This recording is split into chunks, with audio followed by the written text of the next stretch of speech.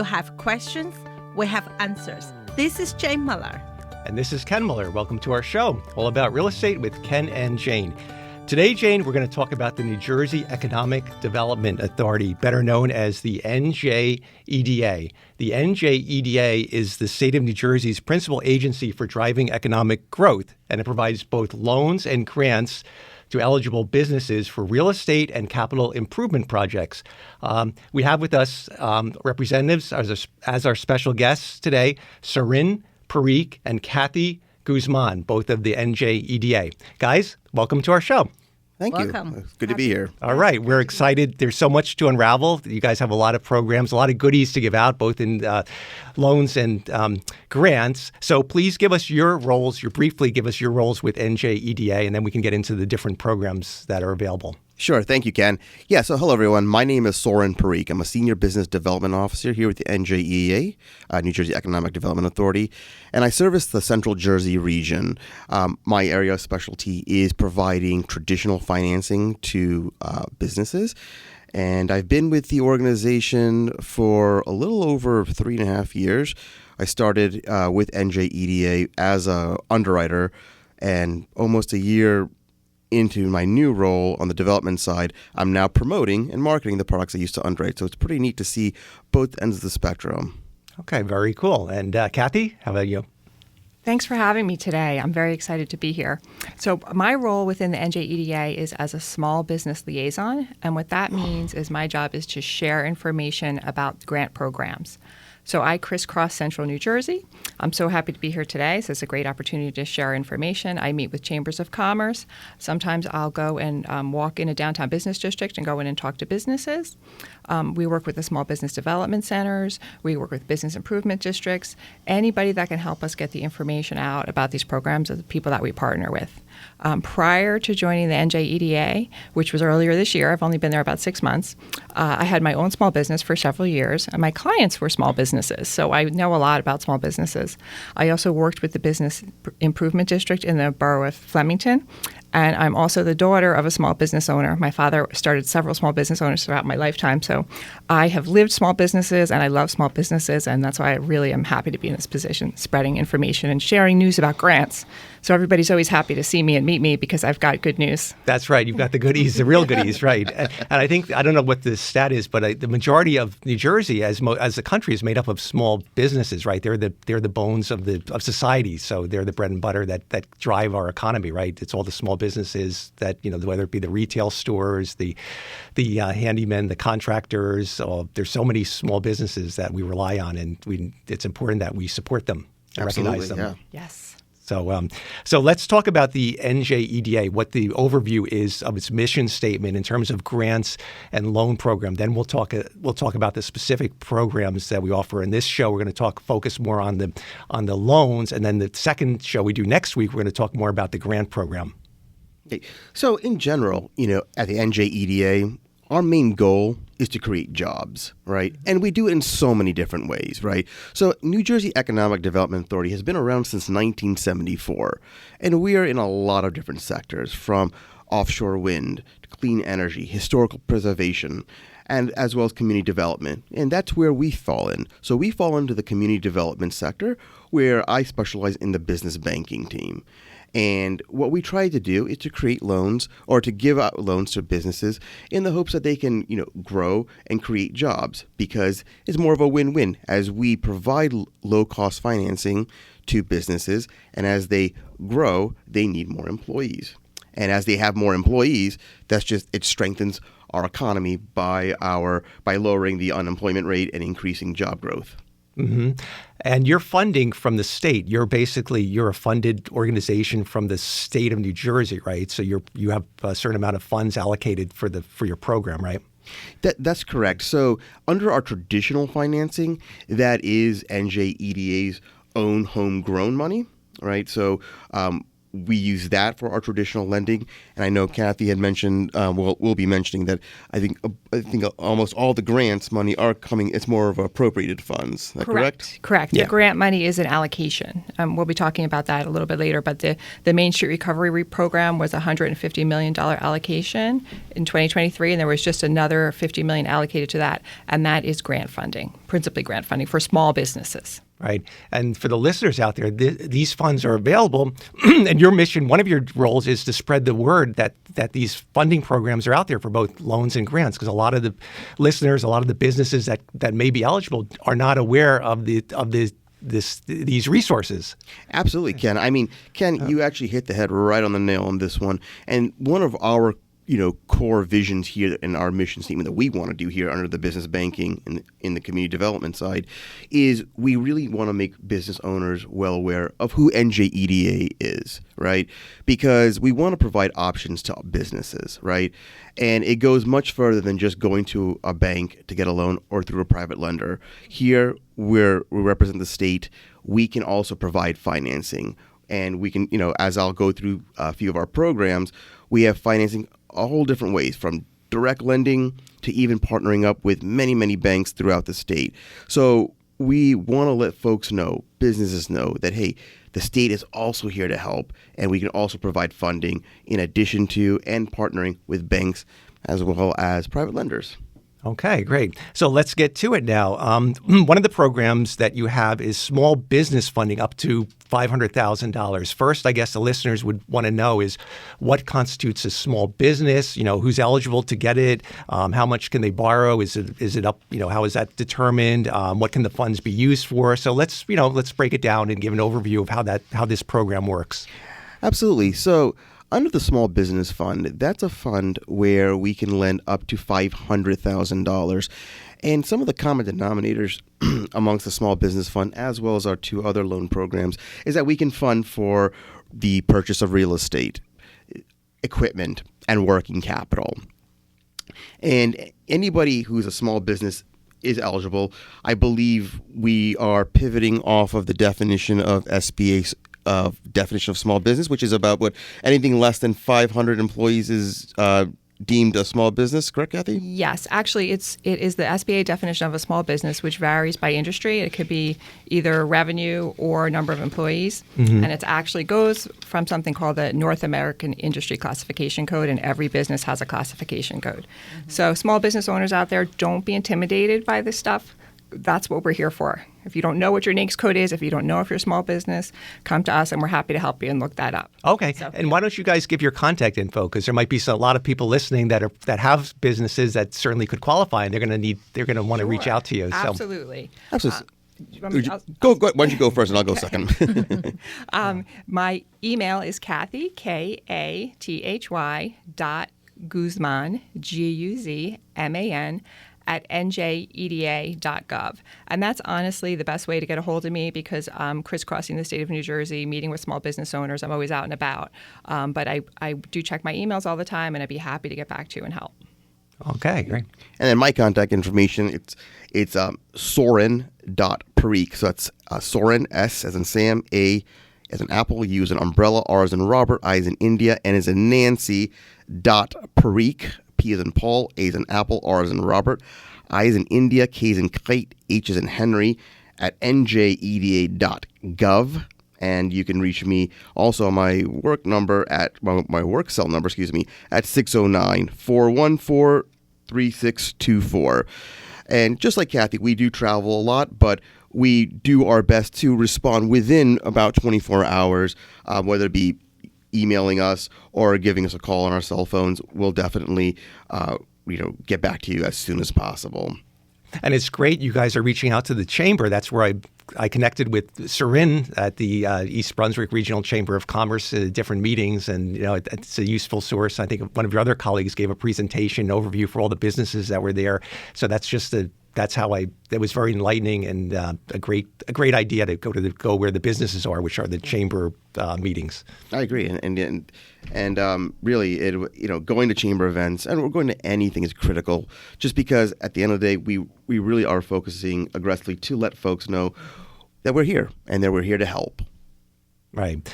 All right, great. So let's go back to the small business funding now, up to $500,000. So we have the definition, the guidelines they follow for defining a small business. So the business, what can the funds be used for? For real estate that's going into a business they're buying, or for capital improvements, or for equipment, or what are the guidelines that eligible businesses can utilize the funds for? Sure. So in general, here at NJEDA, we are a fixed asset lender. So what that means is that anytime we lend out money, we do need to have a fixed asset that needs to back it up. And fixed assets can be something such as the commercial building if you happen to own it, personal residence, investment properties. So something that's like very fixed, such as well as equipment. So we can also do new equipment. We can look into old equipment. It's very circumstantial. And so we can, fund for the purchase of real estate. So if an individual has identified, I'll give a good example. Let's just say an individual who's currently renting, and the landlord says, "Hey, I'm going to leave. I'm going to sell this building. Would you be interested in buying it? Because you're a good tenant, and I'd like to just offer it to you first before I offer it to the market." And then, if the price is right and everything like that, then, they can, if they agree, we can provide that kind of financing, and we can use the building as our fixed asset collateral. We can also use equipment if they want to purchase equipment, and we can utilize that fixed asset, which would be the equipment. In general, we are, like I said, a fixed asset lender, as well as our loan-to-value ratio, so how much we are willing to lend out against the value of the property, we can go as high. Well, our sweet spot is 90%. We can go a little higher, but it would have to be circumstantial. And we like I said, we do offer equipment financing, and our working capital, that's more of a one-time infusion. So let's say a business is in a manufacturing space and has a product that they are going to launch. They need staff right on hand to handle the demand. So that one-time infusion is where NJEDA can provide that working capital. Here at NJEDA, we do not offer anything revolving, so we wouldn't do anything of a revolving line of credit or anything, revolving in that aspect, or anything operational, like operating capital. We usually tell folks that, hey, if you are interested in doing that, we highly encourage you to talk to your bank, because they have a lot of different products and different types of things that they can offer to small business that can offer things that focus more on revolving. Okay, great. Good stuff. We're going to take a short break. We'll be right back after these messages. Okay, welcome back, everyone. We're joined by Saurin Parikh and Kathy Guzman of the NJEDA. So to continue, guys, our discussion with the small business funding up to $500,000, that's a direct loan from your organization to the qualified business. That doesn't involve partnering with any of your premier lenders, right? This program, they would apply directly to you, Saurin? So that's an excellent question, Ken. And the answer is and this is why the Small Business Fund is a very great product, because it does have options. So yes, the answer to your question is yes to both. So under the Small Business Fund, we can lend here at NJEDA directly to a small to any small business up to $500,000, and there are fees associated with it, and I can go in that briefly. But we also this program does also have the option to partner up with a bank, and if so, the fees are, we eliminate some of the fees, and it's a little cheaper. So depending on, if the applicant wants to get their bank involved, we can definitely do that here under the Small Business Fund. Or if they don't want to get them involved, we can absolutely fund directly through EDA. Okay, very good. I have a question. Go ahead, Jane. I have a question here. You're supposed to have the answers. No, here's the expert. They have the answer. I'm just asking a question. If a small business, right, most likely when they started, they only lease. So they cannot purchase as yet, right? So when they lease a property, as you said, you have a one-time help with the capital. So in that case, we really have no real estate or no equipment to back up. Or if they want to buy some business or set up business but have a used equipment, which you said is very limited as a security, right? So in that case, can they use their either home resident or the investment property to back up the loan? Is that an option? Again, great question. And the answer is yes. We can take any type of property, whether it be commercial or residential, as well as investment property. As you know, if somebody is purchasing equipment, right, we can just use the equipment as the collateral. I want to touch on something because you had mentioned about old or used equipment, right? So it would be circumstantial, right? And we would have to look into it. We would usually have to have the applicant pay an appraisal called the orderly liquidation value to figure out how much the value of that old equipment's worth, because, you know, we have to factor in depreciation. And then usually based off that, then it kind of can dictate, you know, how much the loan request can be.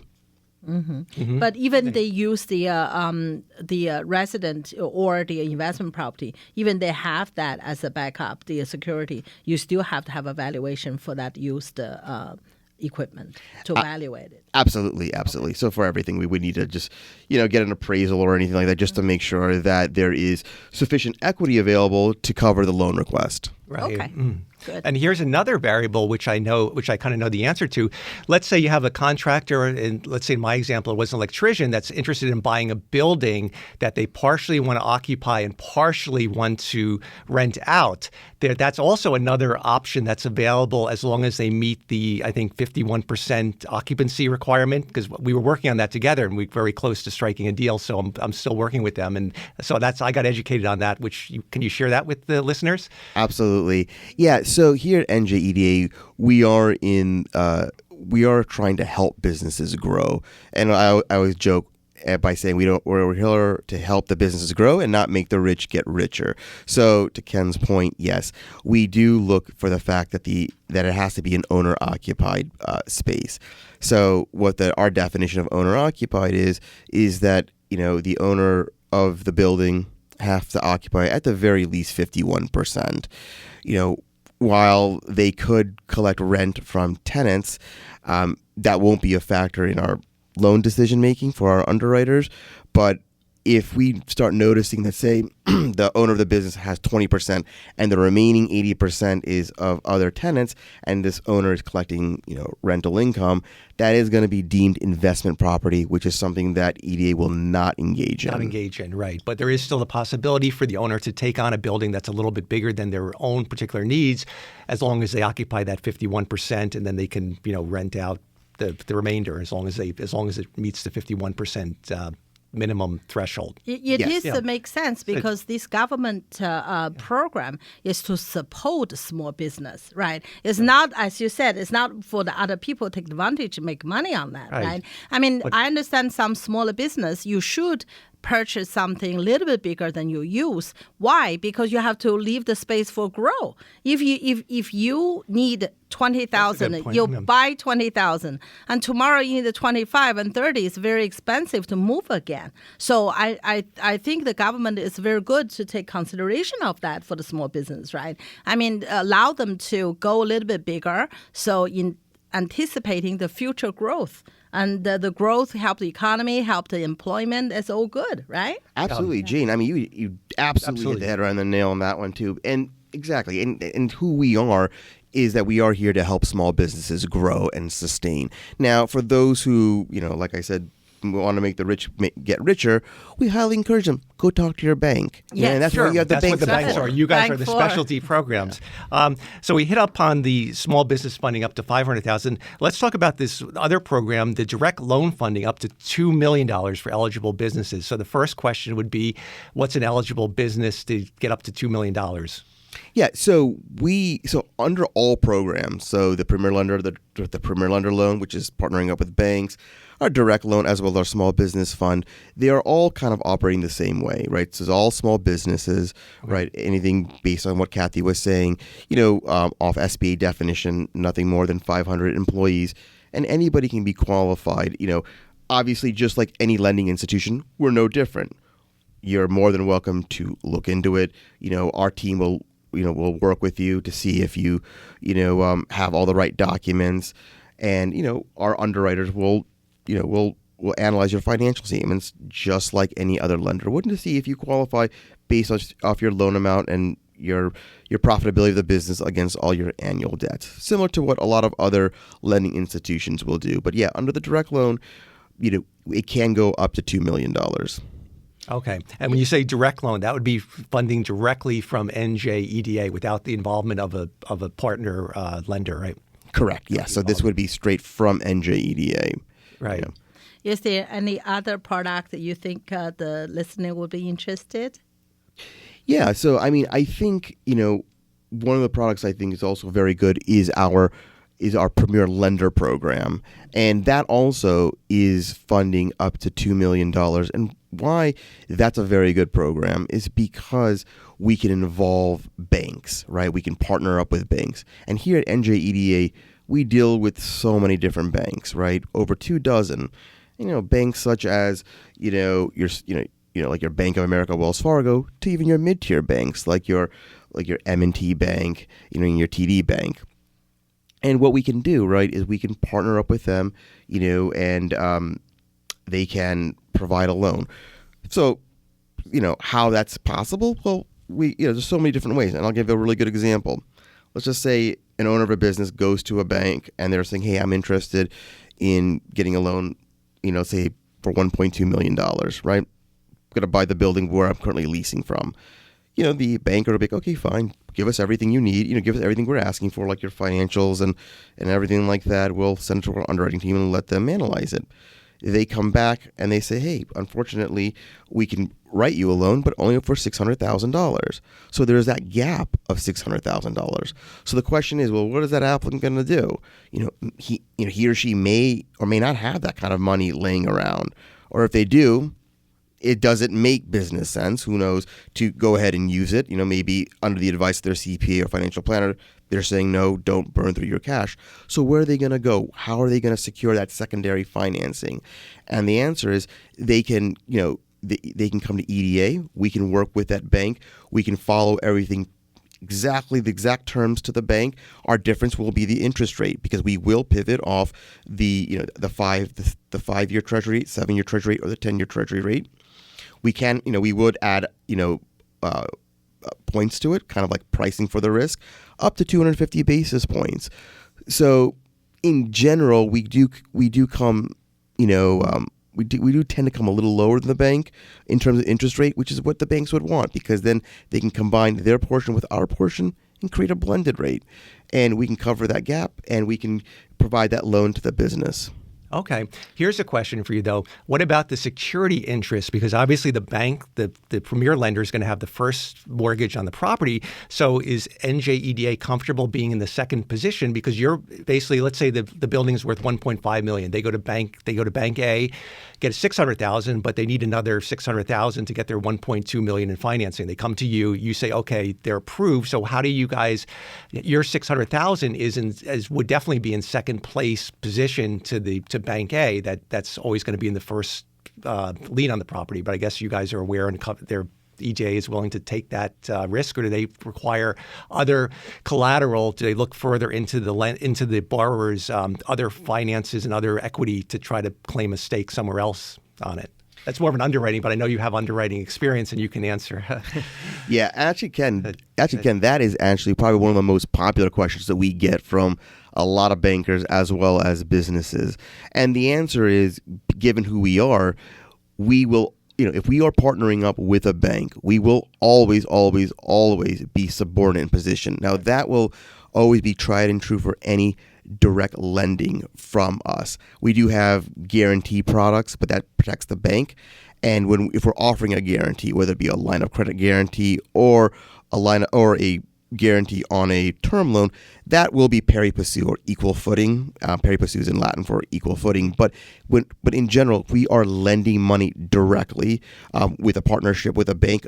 We will always, always, always be subordinate in collateral. That's because they want to support the small business. Yeah. The bank will give them the loan. Yeah, so that's Absolutely. why they do it. Well, we're almost out of time. Guys, please give your contact information once again, and thank you so much for being our guest. And we're going to have you back next week to talk about the grant program. Yeah, so thank you very much, Ken and Jane. It was amazing and a great pleasure for us to be here.